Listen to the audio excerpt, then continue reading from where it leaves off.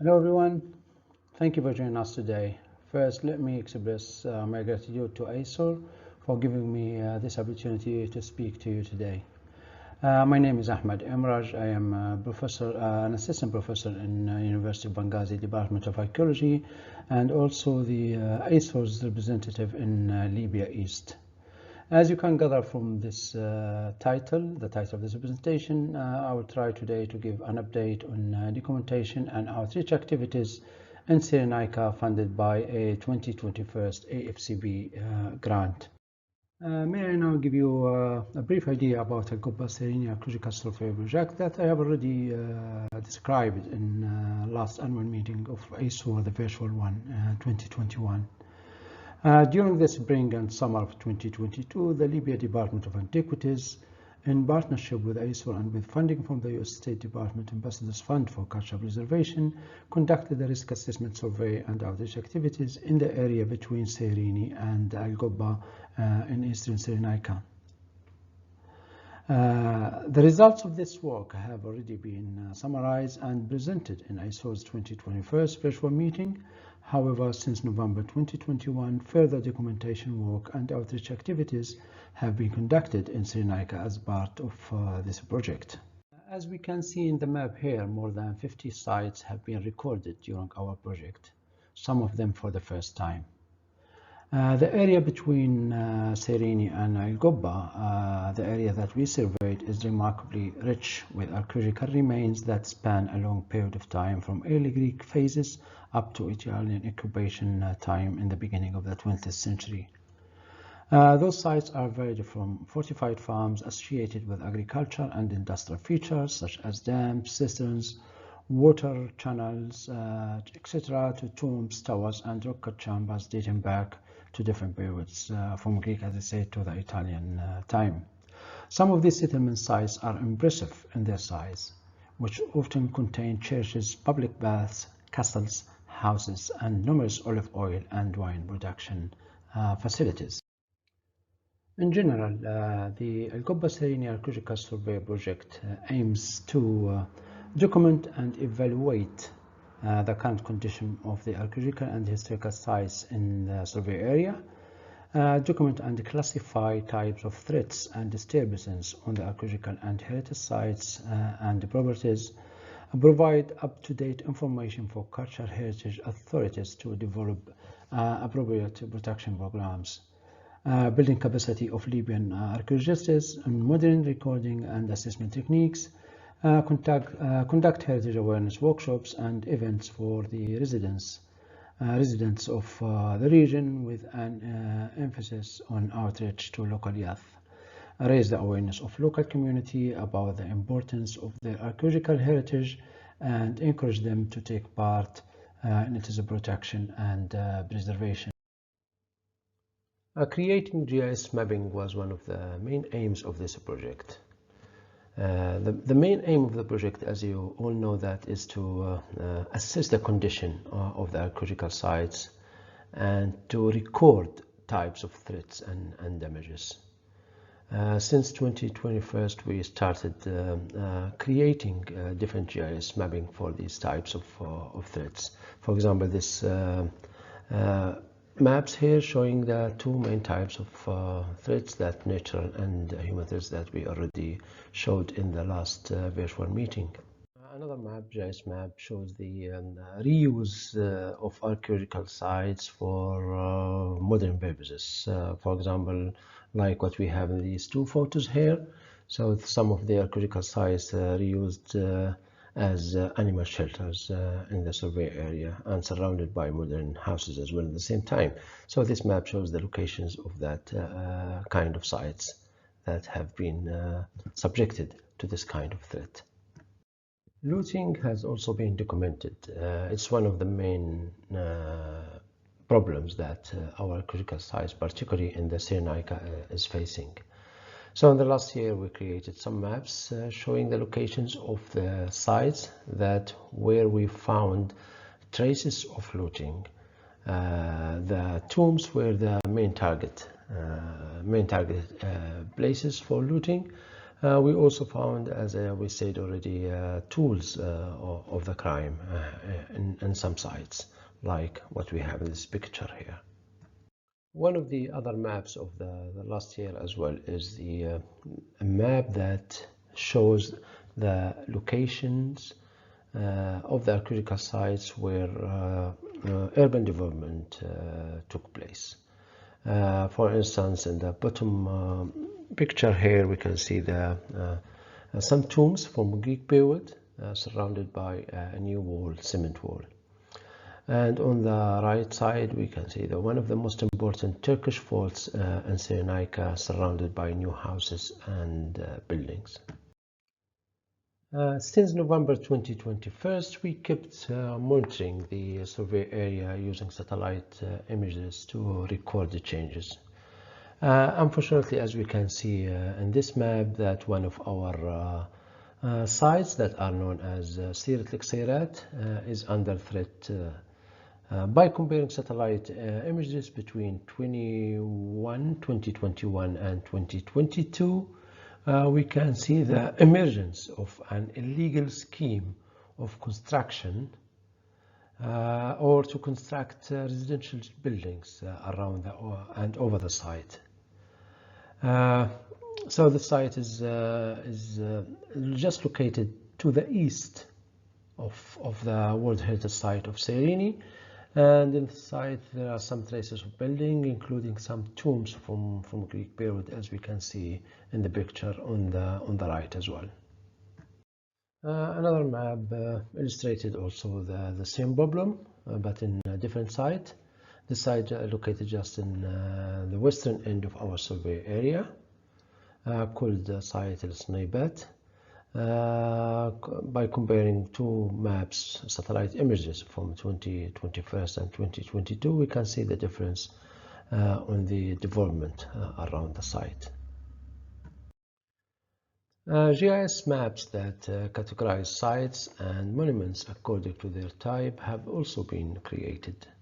So far, we identified 6 types of sites and subsites that are funeral, as you can see in this chart here, industrial, ASOR or fortified farms, defensive, churches, and some quarries. By doing this, we aim to help researchers from the Department of Antiquities, Libyan and foreign academics to know that they are there and may be available for research.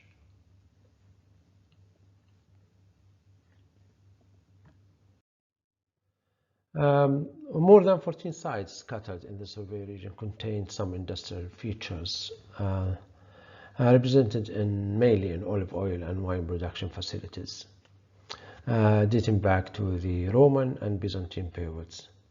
One of these places is almost intact and still preserved with all of its facilities available on the ground.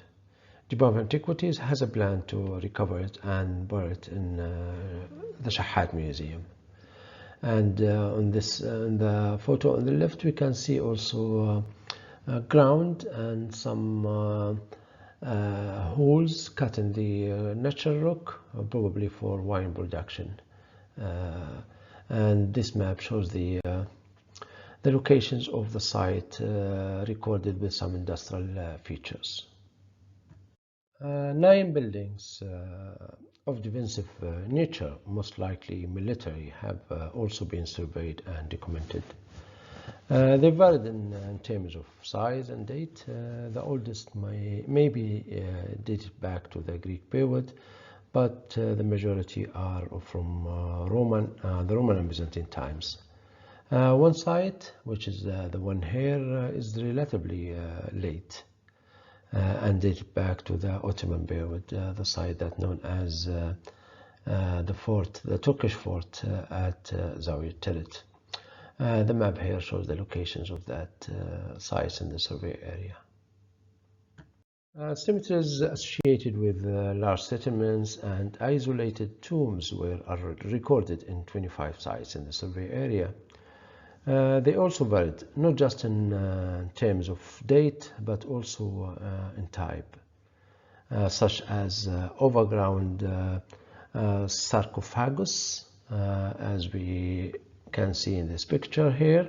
This is a sarcophagus from Hellenistic period in site of Jubra, and rock cut chambers that cut in the natural rock, as you can see here, with an entrance. And also in the survey area we recorded other types of tombs like subterranean tombs. The map here shows the locations of that tombs and cemeteries in the survey area. All the tombs covered a long period starting from Hellenistic up to the early Islamic period in the survey area. We also identified 2 Byzantine churches and create a GIS map showing their location in the survey area. One of them is a Basilican church known as Cyrenaica, the one here. And the second one is an underground church, probably date back to early Christian periods in Cyrenaica. Fortified farm buildings, in Arabic known as ASOR, singular qasr, that formed part of wider settlements, are a common phenomenon that existed in many regions of Roman Africa, especially in the late Roman and late antique periods. In our survey region, we recorded 8 fortified farm buildings ranged in size from small to large. All of them have defensive features represented in thick outer walls, single main entrance, ditches, revetment, naturally protected location, etc. Stone quarries also have been recorded and mapped. Some of them used later as rock cut chambers for storage facilities, and some as tombs and water cisterns. In our survey area, we recorded 8 stone quarries, and there are more to be mapped in the near future. As I have already emphasized, one of the 2 aims of this project is to conduct outreach activities and raise awareness workshops. In addition to other activities that we presented in the last virtual annual meeting of ASOR, in December 2021, 2 other outreach workshops took place in Benghazi. The first, titled Our Heritage, Our Identity, held on Saturday, December 4th at the Benghazi International University. The second on December 30th at the Department of Archaeology, Benghazi University, and was about the role of security and legal authorities in protecting cultural heritage. The first workshop was hosted by the Libya International University of Medical Science. This workshop has been organized by the Department of Antiquity and by the American Society of Overseas Research, ASOR, as part of the awareness program held by the Department of Antiquity and ASOR together to raise awareness of the importance of heritage. The workshop was attended by the head of the Department of Antiquity, Libyan Department of Antiquity East, and by the Dean of the Faculty of Arts at the University of Benghazi, and by the head of the Department of Archaeology at the University of Benghazi, and also by a group of faculty members at the university, and members of the Department of Antiquity of Benghazi, and members of the Customs Service, and a number of interested persons. Also, this workshop has been attended by over Zoom by the Executive Director of ASOR, Dr. Andrew Vaughan, and the Co-Director of ASOR's Cultural Heritage Initiatives, William Reynolds, and by our colleague Ahmad from the University of Leicester.